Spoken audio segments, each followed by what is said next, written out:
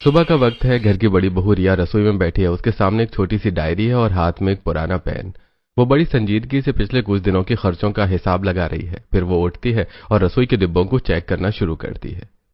कल ही तो हिसाब लगाया था, फिर भी समझ नहीं आता पैसे कहाँ उड़ जाते हैं। हे भगवान, ये तो बस आज शाम तक ही चलेगा। एक हफ्ते का सोचा था पर 2 दिन में ही खत्म होने लगा। दाल भी बस मुट्ठी भर बची है। अगर रमेश जी इस बार भी पैसे नहीं भेज पाए तो कैसे चलेगा। अर्जुन का दूध, पापा की दवाइयाँ, सब कैसे मैनेज होगा। तभी सुमित्रा रसोई में आती है। उनके हाथ में एक खाली दवा का पत्ता है। वो रिया से कहती है, रिया बेटा, अब बाजार जाना पड़ेगा। घर का राशन तो खत्म है। मेरी ये दवाइयाँ भी आज आखिरी थी। सिर का दर्द रात भर सोने नहीं देता। हाँ मम्मी जी, मैं वही देख रही थी। राशन की लिस्ट तो काफी लंबी है, पर मम्मी जी अभी हाथ में कितने पैसे हैं?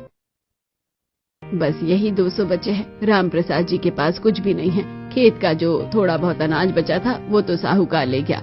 ये 200 रुपए ही है। इसी में तुम्हें घर की सब्जी भी लानी है और मेरी दवा भी। सिर्फ 200 रुपए मम्मी जी? दवा ही तो 225 रुपए की आती है। बाकी 70-80 रुपए में पूरे हफ्ते की सब्जी और राशन कैसे आएगा?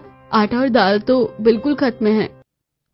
मैं क्या करूं बेटा, भगवान की मार है। तू बस देख, जितना हो सके उतना ही लाना। दवा अगर आधी मिल जाए तो आधी ही ले आना। रिया बिना कुछ कहे नोट ले लेती है और फिर वो पुराना झोला उठाती है और बाजार की ओर निकल पड़ती है। बाजार में भीड़ है। रिया एक सब्जी वाले के पास रुकती है और कहती है, भैया टमाटर कैसे दिए और आलू का भाव क्या है? टमाटर 60 रुपए किलो है बहन जी, और आलू 40 रुपए। धनिया चाहिए तो 20 रुपए की एक गड्डी मिलेगी। 60 रुपए टमाटर? भैया पिछले हफ्ते तो 40 है। इतनी जल्दी इतना भाव कैसे बढ़ गया? और धनिया 20 रुपए? पहले तो आप मुफ्त में डाल दिया करते थे। अरे वो जमाना गया बहन जी। अब डीजल महंगा है, खाद महंगा है। लेना है तो लो, नहीं तो आगे बढ़ो। अगर 1 किलो टमाटर और 2 किलो आलू लेती तो 140 रुपए यही हो जाएंगे। फिर मम्मी जी की दवा कैसे आएगी? दवा तो बहुत जरूरी है, वरना उनका सिर दर्द उन्हें जीने नहीं देगा। सब्जी कम ले लेती हूँ।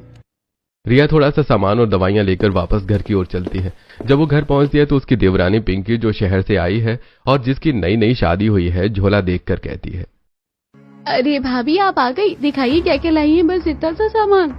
हाँ पिंकी, पैसे कम थे तो इतना ही आ पाया। मेरे मायके में थाली हमेशा 3-4 सब्जियों से भरी होती थी। यहाँ तो ना पैसे है ना इज्जत। मुझे पता होता ना कि इस घर की हालत इतनी खस्ता है तो मैं कभी शादी नहीं करती। बस मेरी एक मजबूरी हो गई कि मुझे आपका देवर पसंद आ गया। लव मैरिज के चक्कर में मैंने अपनी किस्मत फोड़ ली। रिया कुछ नहीं बोलती और चुपचाप रसोई में चली जाती है। शाम ढल रही है। घर के बाहर दालान में राम प्रसाद जी एक पुरानी चारपाई पर बैठे हैं। तभी रिया एक गिलास में चाय लेकर उनके पास आती है और कहती है, पापा जी चाय लीजिए, थोड़ा मन हल्का होगा। आप काफी देर से यहीं बैठे हैं। चाय लेते हुए राम प्रसाद उदास मन से कहता है, अरे मन कैसे हल्का हो बेटा। मैंने सोचा था कि इस साल खेत के लिए लोन लूंगा तो सब ठीक हो जाएगा। नई खाद डालूंगा, अच्छे बीज लाऊंगा। लेकिन इस साल की बेमौसम बारिश ने सब डुबो दिया। फसल कटने से पहले ही खेत तालाब बन गए। फसल खराब हो गई। ऊपर से लोन का ब्याज दिन व दिन बढ़ता चला गया। अब रमेश को मजबूरन शहर जाकर नौकरी छोटी मोटी करनी पड़ रही है। उसके बिना यहाँ की खेती भी चौपट हो रही है। समझ ही नहीं आता क्या करे। इतने पैसों की तंगी मैंने अपनी पूरी जिंदगी में नहीं देखी। पापा जी आप इतना बोझ मत लीजिए। जितना हो रहा है आप कर ही तो रहे हैं ना। इसमें आपकी कोई गलती नहीं है। मौसम पर किसका जोर चलता है? नहीं बेटा, गलती मेरी ही है। मुझे लोन नहीं लेना चाहिए था। मेरी वजह से तुम बहुओं को ये दिन देखने पड़ रहे हैं। खाने तक के लाले पड़ गए हैं। कभी सोचा नहीं था कि राम प्रसाद के घर में 2 आलू के लिए भी सोचना पड़ेगा। बातें करने के बाद रिया वापस कमरे में जाती है। तभी उसका फोन बजता है। उसके पति रमेश का फोन है। रिया कहती है, हेलो रमेश जी, कैसे हैं आप? खाना खाया आपने? हाँ रिया, खा लिया। तुम कैसी हो? घर पर सब ठीक है ना? मम्मी पापा की सेहत कैसी है? सब ठीक है यहाँ, आप अपनी फिक्र कीजिए। रिया इस बार भी पैसे कम पड़ेंगे। मालिक ने एडवांस देने से मना कर दिया। लोन की किस्त का नोटिस आया है। घर बेचने के लिए बस थोड़े ही पैसे बच रहे हैं। रमेश जी कितना बाकी है अभी लोन का? 35,000 रुपए अभी भी बाकी है रिया, और ब्याज अलग से बढ़ रहा है। खेत भी तो दूर है ना, वहाँ सिंचाई के लिए पापा जी से भागा दौड़ी होती नहीं है। इस बार तो दोबारा बीज लेने तक के पैसे नहीं बच रहे। मुझे समझ ही नहीं आ रहा कि अगली फसल कैसे बोई जाएगी। आप परेशान मत होइए, आप बस अपना ध्यान रखिए। टेंशन मत लीजिए, आराम कीजिए। फोन रखते ही रिया की आंखें भर आती हैं। वो कमरे की खिड़की से बाहर देखती है। अगले दिन दोपहर में गांव के कुएं के पास कुछ औरतें बैठी गपशप कर रही हैं। कमला कहती है, अरे सुना तुम लोगों ने, कल रमेश के घर में दाल तक नहीं थी। बेचारी रिया पड़ोसी से मांग रही थी। सच में बेचारी रिया, उसे देखकर बड़ा तरस आता है। कितनी सुलझी हुई बहू है, पर किस्मत देखो ऐसे कंगाल घर में आ गई है। हम चाहकर भी क्या कर सकते हैं, खुद हमारा गुजारा मुश्किल से हो रहा है। अरे गीता, तरस किस बात का, उस घर की बहुओं की किस्मत ही ऐसी है। वो पिंकी को देखो, शहर से आई है रानी बनकर, अब 2 कौड़ी के राशन के लिए तरस रही है। रिया वहीं से बाल्टी लेकर गुजर रही होती है।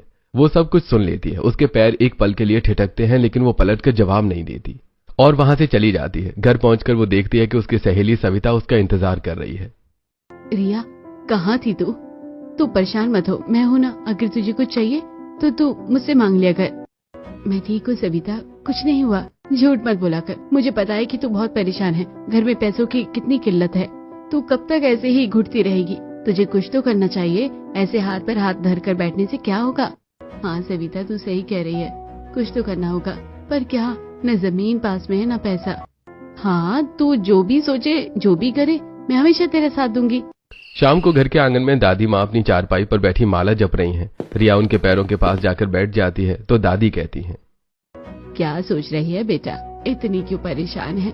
दादी माँ, समझ नहीं आता, रोज हिसाब लगाती हूँ, एक एक पैसा सोचकर खर्च करती हूँ। कोई भी फालतू चीज घर में नहीं आती, फिर भी आखिर पैसा कम पड़ ही जाता है। कल बाजार गई थी, सब्जी के भाव तो आसमान छू रहे हैं। 60 रुपए टमाटर, 40 रुपए आलू। दादी माँ, हम जैसे लोग क्या खाएंगे? जानती है रिया, जब मैं जवान थी, इन्हीं गलियों में हरियाली होती थी। हर दरवाजे के बाहर धनिया, पालक, मेथी लहराती थी। किसी को बाजार जाने की जरूरत नहीं पड़ती थी। लोग बाजार सब्जी खरीदने नहीं, सिर्फ अनाज लेने जाते थे। दरवाजा खुला, ताजी सब्जी तोड़ी और बना ली। सच में दादी माँ? फिर अब ऐसा क्यों नहीं होता? अब तो सब बंजर और धूल भरा लगता है। अरे बेटा, कहाँ आजकल की बहुएं, उन्हें जरा सा बाहर का काम बताओ तो वो थक जाती है। खेती बाड़ी कैसी करेंगी? आजकल की बहुएं वो पेट खाली रख सकती है, लेकिन मिट्टी में हाथ नहीं डाल सकती। रिया पहली बार अपनी गली को बड़े ध्यान से देखती है और कहती है, वाकई गलियां काफी चौड़ी हैं, लेकिन वहाँ सिर्फ कूड़ा और पत्थर पड़े हैं। अगर इस बेकार पड़ी जमीन का इस्तेमाल किया जाए, आज भी इन गलियों में खेती हो सकती है। रिया का बेटा वहीं खड़ा सब सुन रहा था। वो कहता है, मम्मी, हम भी करेंगे ना खेती? दादी माँ कह रही थी ना, हम भी लगाएंगे धनिया और पालक। हाँ बेटा, देखेंगे, पहले सोचना पड़ेगा कि ये होगा कैसे। बातें करने के बाद रिया रसोई में जाकर काम में लग जाती है। रात को रिया अर्जुन को सुला रही है, पर तब अर्जुन कहता है, मम्मी, आज खाने में सब्जी बहुत कम थी ना, मेरा पेट भी नहीं भरा और पिंकी चाची तो चिढ़ रही थी। मम्मी, दादी माँ की बात सही है ना, हम लोग क्यों नहीं कर सकते खेती? हमारे घर के बाहर भी तो कितनी जमीन है। कैसे करेंगे बेटा, अभी तो छोटा है, पापा जी बीमार रहते हैं, रमेश जी यहाँ है नहीं, कौन देखेगा ये सब? मम्मी, मैं पानी लगाऊंगा ना, मैं रोज आपका साथ दूंगा। हम स्कूल से आकर यही करेंगे, प्लीज मम्मी, कोशिश तो करते हैं।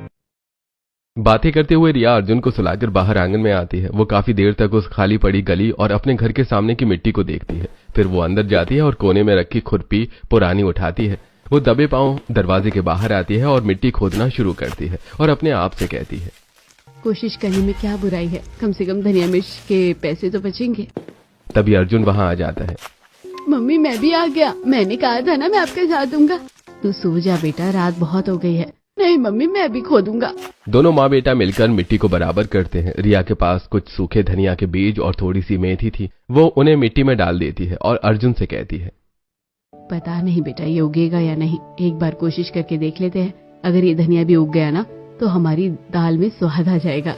अगली सुबह जब सुमित्रा सोकर उठती है और दरवाजा खोलती है तो उन्हें घर के ठीक बाहर खुदी हुई मिट्टी और बिखरे हुए बीज दिखते हैं। वो तुरंत रिया को आवाज लगाती है और कहती है, रिया, ये बाहर क्या तमाशा किया है तुमने? ये मिट्टी किसने खोदी? पूरा दरवाजा गंदा लग रहा है। मम्मी जी, मैंने किया है। मैंने सोचा क्यों ना हम गली के इस खाली हिस्से में थोड़ी सब्जी उगाए, बाजार में भाव बहुत बढ़ गए हैं। तू पागल हो गई है क्या रिया? गली में कौन खेती करता है? लोग क्या कहेंगे? राम प्रसाद की बहू अब सड़कों पर हल चलाएगी, हमारी रही सही इज्जत भी मिट्टी में मिला देगी तू। मम्मी जी, लोग तो वैसे भी बातें कर रहे हैं, कह रहे हैं कि हमारे घर में दाल नहीं है। इज्जत तो पेट की भूख से बड़ी नहीं होती है ना, कुछ तो करना ही होगा। वाह भाभी, क्या बात है, अब आप गली में खेती करेंगी? एक काम कीजिए, कल से नाली में मछली भी पाल लेना, कम से कम घर में नॉनवेज तो आएगा। लोग हंस हंस कर पागल हो जाएंगे।